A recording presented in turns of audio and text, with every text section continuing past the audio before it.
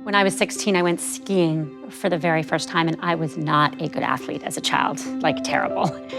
And I was afraid, and I was with my mom, and we went up the wrong way, and we wound up on what was a really hard run. And I remember just sitting down in the snow and crying, I will never get down this mountain.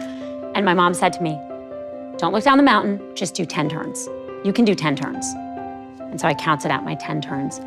I went back to that after Dave died, because everything felt like a mountain. When Dave wasn't there to take my son to one of his basketball games, I pictured every basketball game for the rest of my son's life without his father. And I realized I couldn't solve the whole problem. I didn't have to get down the whole mountain. And so I started doing small things, 10 turns, one turn, then another.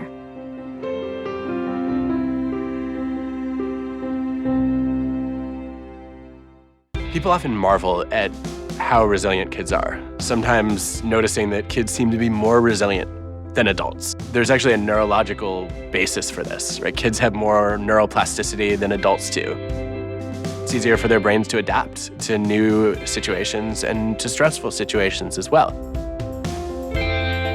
I started talking to Cheryl about some of the concrete actions she could take that might help her kids through this. I sat down with my kids to make family rules. So rule number 1 was respect our feelings. It's okay to be angry, it's okay to be sad, it's okay to be jealous.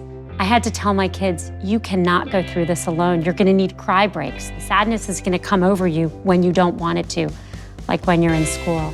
And helping them ask a friend to go outside with them, to be there with them as they cried, that's hard for a child, especially a 10-year-old boy, but you know what? My son did it.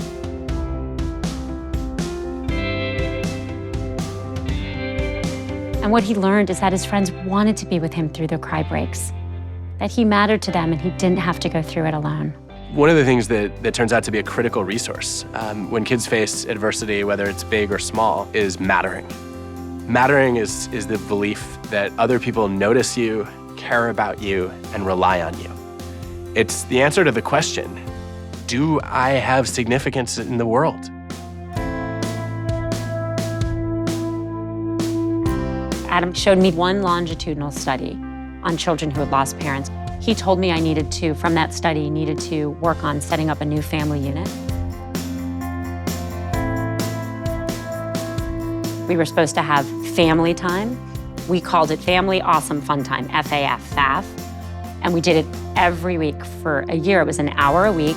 One of us got to pick an activity. It wasn't allowed to be TV watching. It had to be something active, like making a meal or playing a game. I take pictures of the 3 of us all the time because Adam told me that was important to make my kids feel like they still had a family unit. Every picture that's taken of the 3 of us, I feel Dave's absence to this day. But I also feel good about those pictures. I feel like I'm taking an affirmative step to do something that helps my kids recover and rebuild.